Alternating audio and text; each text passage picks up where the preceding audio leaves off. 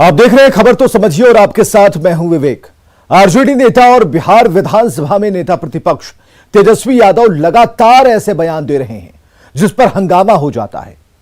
तेजस्वी ने सोमवार को मंत्री प्रमोद कुमार पर विवादित टिप्पणी की। आज फिर उस बात को दोहरा दिया। क्यों अपनाई है तेजस्वी ने यह रणनीति? पहले यह रिपोर्ट देखिए, फिर खबर समझिए।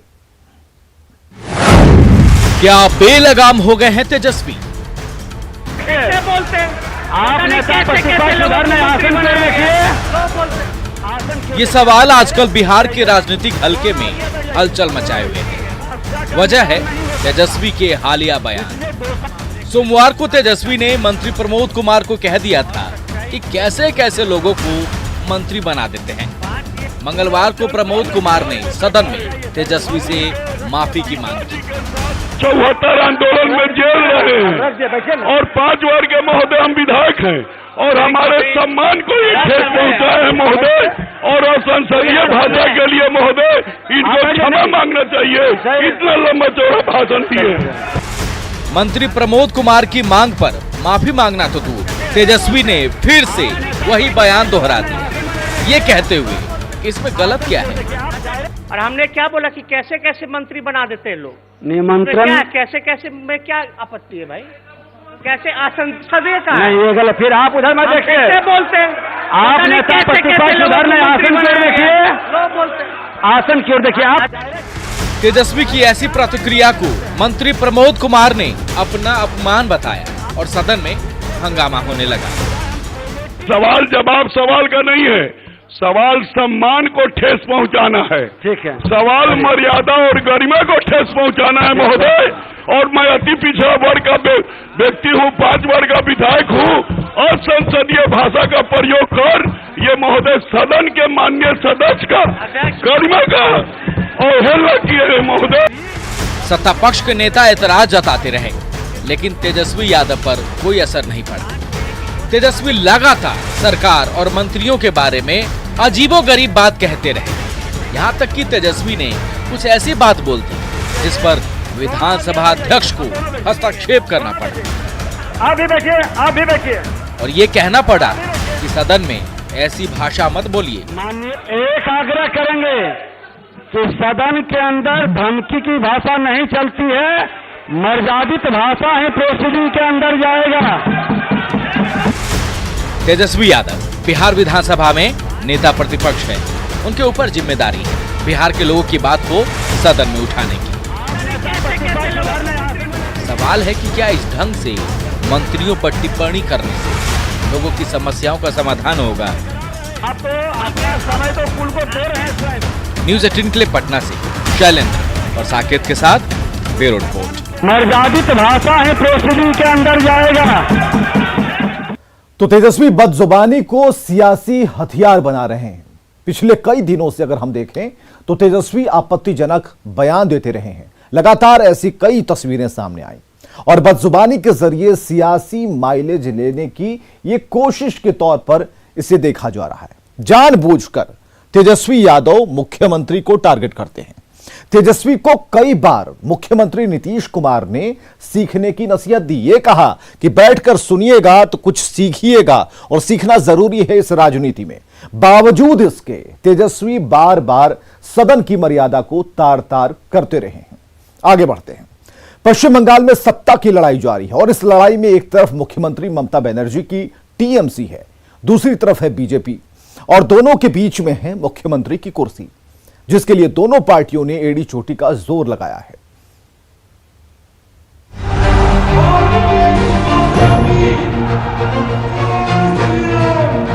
बंगाल के इस विधानसभा चुनाव में आपने ममता जी का जाना तय कर लिया है। जो हमसे टकराएगा वो चूर चूर हो जाएगा। पश्चिम बंगाल में यही दादागिरी चोलवे ना। पहले चंडी पाठ। ओम जयंती मंगला काली भद्र काली कपालिनी दुर्गा शिवा क्षमा धात्री साहा सदा नमस्तुते मधुकैटभ विद्राभि विधात्री परदे नमो रूपं देहि जयं देहि जशो देहि दिशो जयी। उसके बाद दुर्गा पाठ। मंगले शिवे सर्वातु साधिके शरण्ये त्र्यंबके गौरी नारायणी नमस्तुते सृष्टि स्थिति विनाशनं शक्ति भूते सनातनी गुणत्रयी गुणमयी नारायणी नमस्तुते। राम के नाम पर योगी की हुंकार।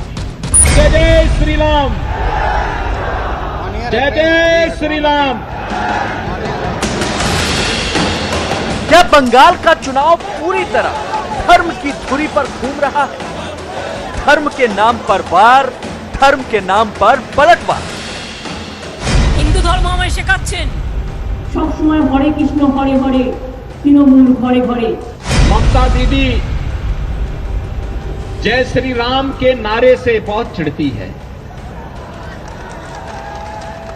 और जब मैं यहां पे आया तो मेरा अभिवादन जय श्री राम कहकर के सभी लोगों ने किया। और सीएम योगी के लपेटे में तो राहुल गांधी भी आ गए। वैसे कांग्रेस के नेता राहुल जी भी चुनाव के समय मंदिर मंदिर जाते हैं, और एक जगह तो मंदिर में ऐसे बैठ गए कि उनको पुजारी को टोकना पड़ा, कह रहे ये मंदिर है, आसन ठीक ढंग से बैठिए।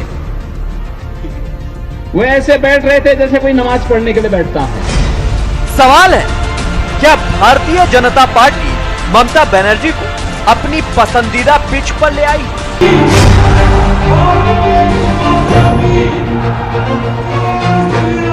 तो जरा बंगाल के सियासी रण में मुख्यमंत्री योगी की एंट्री के मायने को आप समझिए। पश्चिम बंगाल में करीब 70% हिंदू आबादी है, 30% मुस्लिम मतदाता हैं, और पिछले लोकसभा चुनाव की अगर हम बात करें तो बीजेपी 50% से ज्यादा हिंदुओं का वोट पाने में कामयाब रही थी। इसी के चलते 18 सीटें जीतने में बीजेपी कामयाब रही। योगी आदित्यनाथ की जहां तक बात है, उनकी एंट्री की बात है, तो टीएमसी पर यह भारी पड़ सकता है। योगी आदित्यनाथ हवा का रुख बदल देते हैं, और साल 2019 में लोकसभा चुनावों के दौरान पश्चिम बंगाल के पुरुलिया में योगी की रैली होनी थी। ममता सरकार ने योगी की रैली के लिए उनके हेलीकॉप्टर को उतरने की अनुमति नहीं दी थी। और इसके बाद क्या हुआ? इसके बाद यह हुआ कि योगी को झारखंड के बोकारो में अपना हेलीकॉप्टर उतारना पड़ा, और वहां से सड़क मार्ग से पुरुलिया योगी आदित्यनाथ पहुंचे थे। आगे बढ़ते हैं। एक तरफ जहां कोरोना के मामले लगातार बढ़ते जा रहे हैं, वहीं दूसरी तरफ बिहार के कई शहरों में लापरवाही बरती जा रही है। लोग संक्रमण के खतरे से बेखबर हैं। बात अगर पटना की हो या फिर खगड़िया की कर लीजिए, हर जगह लोग सरकार के निर्देश का पालन करते नहीं दिखते। न्यूज़ 18 की पड़ताल में कैसे इसका खुलासा हुआ, यह हम आपको दिखाने जा रहे हैं।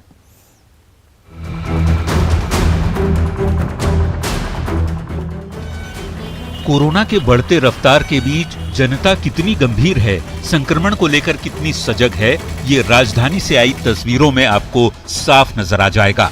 मीठापुर बस अड्डे में भीड़ देख लीजिए, लेकिन कोरोना के डर से बेखौफ लोग लापरवाह बने हुए हैं। मास्क पहनना भी मुनासिब नहीं समझ रहे और सोशल डिस्टेंसिंग की धज्जियां भी उड़ा रहे।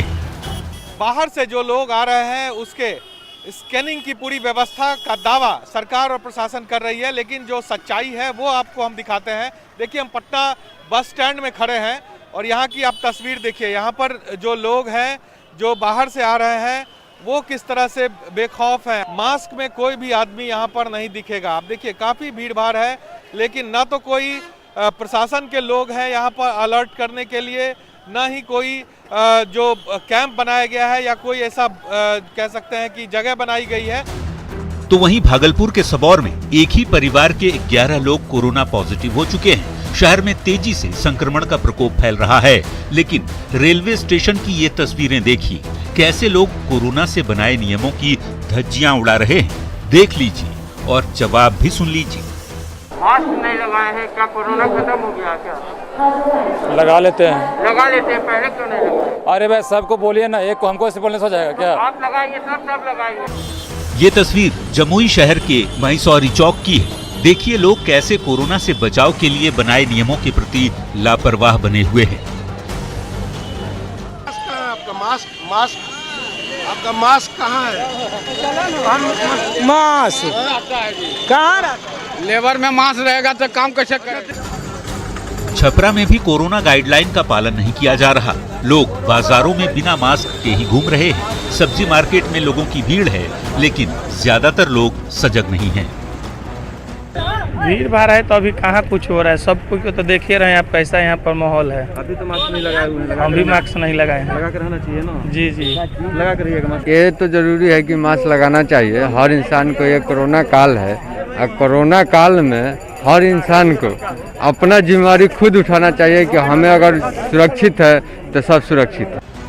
तो कोरोना का खतरा अभी टला नहीं, बावजूद लोग बेपरवाह हो गए हैं। खगड़िया रेलवे स्टेशन पर सफर करने वाले ज्यादातर यात्री बिना मास्क के ही दिखे। पूछने पर क्या जवाब दिया जा रहा है, खुद सुनिए। भूल गए सर, जल्दबाजी में निकले इसलिए। पहनना चाहिए ना। हाँ। तो ये है कोरोना को लेकर बिहार के शहरों की हालत। लोग लापरवाह बने हुए हैं, संक्रमण के खतरे से कोई डर नहीं। ऐसे में यदि दूसरे प्रदेशों की तरह बिहार में भी कोरोना केस में इजाफा हो जाए तो इसका जिम्मेदार कौन होगा?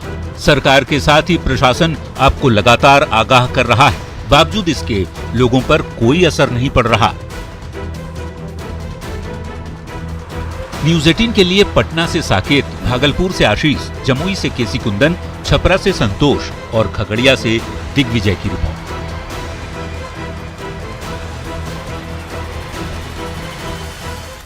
कोरोना की बात हो रही है तो यह समझना जरूरी है कि देश में पिछले एक हफ्ते से कोरोना वायरस के मामले लगातार बढ़ते जा रहे हैं। महाराष्ट्र हो, गुजरात हो, इसके साथ कई ऐसे प्रदेश हैं, कई ऐसे इलाके हैं जहां मामले बढ़ रहे हैं। और रविवार को कोरोना के 26,386 नए मामले दर्ज किए गए हैं। तो पिछले अगर हम 85 दिनों को देखें तो कोरोना का ये सर्वाधिक मामला था जो सामने आया। तो बात है कि ढिलाई होगी तो मामले बढ़ेंगे, खतरा बढ़ेगा। और बिहार में कोरोना के अगर आंकड़ों को अगर देखें तो यहां भी मामले कम खतरनाक नहीं हैं, लेकिन त्योहारों के समय लापरवाही खतरनाक हो सकती है। यानी कि अगर आपने नजरअंदाज किया तो खतरा पैदा हो सकता है। बिहार के अधिकांश लोग राज्य के बाहर रहते हैं। होली का वक्त है और इस समय ये लोग बाहर से अपने घर लौटेंगे, लौट भी रहे हैं। सार्वजनिक सफर में लापरवाही करने पर मुश्किल बढ़ सकती है, इसलिए मास्क और 2 गज की दूरी समेत तमाम नियमों का पालन जरूरी है। और हालात को देखते हुए कल प्रधानमंत्री ने अहम बैठक भी बुलाई है। सभी राज्यों और केंद्र शासित प्रदेशों के मुख्यमंत्री के साथ वर्चुअल बैठक होगी देश के प्रधानमंत्री के साथ। आगे बढ़ते हैं। झारखंड में नक्सली अपनी कायराना करतूतों से बाज नहीं आ रहे। चतरा में नक्सलियों ने पुलिस पार्टी को उड़ाने की नापाक साजिश रची, लेकिन वक्त रहते सुरक्षा बलों को खबर मिल गई और फिर सभी बमों को डिफ्यूज किया गया। बहुत बड़ी नक्सली साजिश नाकाम। 7 शक्तिशाली सीरीज केन बम डिफ्यूज। लाल आतंक का लैंडमाइंस। ये धमाका कायर नक्सलियों की नापाक साजिश का सबूत है। तस्वीरें देखिए कैसे धमाके का तार बिछाया गया है। झारखंड के रेड कॉरिडोर में नक्सलियों की हर साजिश को बेनकाब किया जा रहा है। चतरा के लावालौंग में नक्सलियों ने एक साथ 7 शक्तिशाली सीरीज लैंडमाइंस बिछाया था। कायर नक्सलियों के टारगेट पर पुलिस पार्टी थी।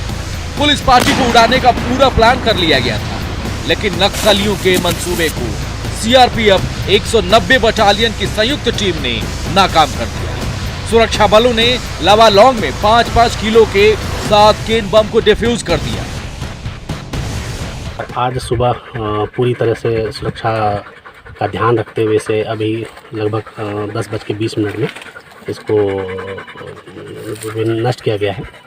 इसमें जो अभी सामान मिला है उसके हिसाब से लगभग इसमें 4 केन बम, 2 डब्बा जैसे बम, 1 पाइप बम और कॉटेक्स वायर काफ़ी मात्रा में था। अनुमानतः लगभग 15 से 20 किलो इसमें एक्सप्लोसिव होगा। ये एक डंप के रूप में था। चतरा पलामू बॉर्डर के हाहे गांव में स्कूल के पास सीरीज में बम प्लांट किया गया था। पीएसपी सीएल नक्सलियों पर बम प्लांट करने का शक है। थाना प्रभारी लावालौंग को एक सूचना मिली थी कि हाहे गांव में कहीं पे एक बरगद के पेड़ के पास में कुछ संदिग्ध चीज़ें छुपा के रखी हुई है। इस सूचना पर तत्काल कार्रवाई करते हुए थाना प्रभारी विवेक स्वयं आए और उन्होंने जब स्थल का मुआयना किया उन्हें आईडी जैसा कुछ सामान का पता चला। सुरक्षा बलों के लिए ये बड़ी कामयाबी है, वहीं कायर नक्सलियों के लिए बड़ी चेतावनी। चतरा से सूर्यकांत कमल की रिपोर्ट, न्यूज़ 18। चलिए, बम को डिफ्यूज तो कर दिया गया, लेकिन नक्सली अपनी मौजूदगी दर्ज कराने के लिए नक्सली वारदातों को अंजाम तक पहुंचाते हैं। पुलिस हो या फिर सरकारी व्यवस्था को टारगेट करते हैं। और इस बार नक्सलियों के निशाने पर पुलिस की पूरी पार्टी थी। अगर विस्फोट हो जाता तो एक बड़ी घटना घट सकती थी। 5 मार्च को पश्चिम सिंहभूम में नक्सलियों ने विस्फोट किया था और झारखंड जगुआर के 3 जवान उसमें शहीद हो गए थे। गया में सुरक्षा बलों ने 4 नक्सलियों को मार गिराया है। डुमरिया के मौनबार जंगल में मुठभेड़ हुई, जिसमें 4 नक्सली मार गिराए गए। इसके साथ AK-47 और एक इंसास राइफल बरामद की गई है। मारे गए नक्सलियों में 2 जोनल कमांडर और 2 सब जोनल कमांडर शामिल हैं। मुठभेड़ सर्च ऑपरेशन के दौरान हुई और सुरक्षा बलों की कार्रवाई में 4 नक्सली ढेर हो गए। इनमें से 2 पर झारखंड में 5 लाख का इनाम था, जबकि एक पर बिहार में 50,000 का इनाम था। इनकाउंटर में 4 नक्सली मारे गए हैं, जिसमें एक जोनल कमांडर हैं अमरेश भोक्ता और टुनटुन 30 वर्ष के। इसके बाद श्री शिवपूजन यादव जी हैं जोनल कमांडर। इनके पास से भी एक AK-47 एक रिकवर हुई है। श्रीकांत भुइया हैं सब जोनल कमांडर, इनके पास से इंसास राइफल। और उदय पासवान हैं, उनके पास ये भी सब जोनल कमांडर है, उनके पास AK-47 राइफल इनके डेड बॉडी के पास से रिकवर की गई है। इधर सीतामढ़ी के भारत नेपाल सीमा से तस्करी की हैरान कर देने वाली तस्वीर सामने आई है। SSB के मुस्तैद जवानों ने एक तस्कर से 6 करोड़ रुपए का चरस बरामद किया है। तस्वीरें देखकर आप दंग रह जाएंगे कि कैसे इस शख्स ने लगभग 20 किलोग्राम चरस अपने कपड़ों में छिपाकर रखा था, लेकिन इसकी चालाकी काम नहीं आई और SSB के जवानों की पैनी नजरों ने इसे पकड़ लिया। जब इस शख्स की जैकेट उतरवाई गई, शर्ट उतरवाई गई, उसके नीचे इसने एक और जैकेट पहन रखी थी। ये आप तस्वीरों में देख पा रहे हैं। और इसी जैकेट में जो ये शख्स उतार रहा है, चरस के 35 से ज्यादा पैकेट इसने अपने शरीर में बांध रखे थे। और गिरफ्तार युवक का नाम हम आपको बताएं, चंदन कुमार है इसका नाम, जो वैशाली के सराय का है। और बताया जा रहा है कि युवक लंबे वक्त से नेपाल के रास्ते चरस का धंधा कर रहा था और इस बार भी नेपाल के रोहतहट से मादक पदार्थ खरीदकर सोनबरसा के रास्ते भारतीय सीमा में प्रवेश कर रहा था। तभी SSB जवानों ने उसे दबोच लिया और उसकी कमीज और जैकेट जब उतरवाए गए तो 35 किलोग्राम के चरस के पैकेट्स कुछ यूं बंधे मिले। जैकेट उतार के साइड में रख दे। अरे तुम फालतू की बात मत बोलो ना, जितना बोल रहे हो उतना करो। जैकेट उतारो, शर्ट उतारो, उसके बाद में पूरी चीज दिखाओ क्या क्या है तुम्हारे पास। इधर रखो जैकेट। हाँ कोई बात नहीं, दिखाओ हमें। इधर करो, वही खड़ा रहो।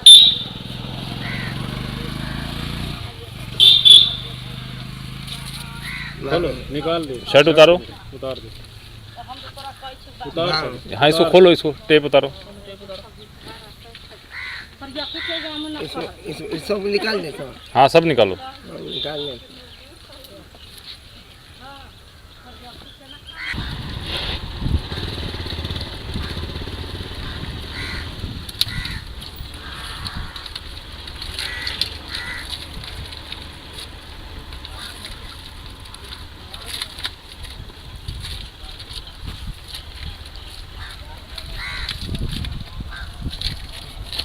देखो इधर।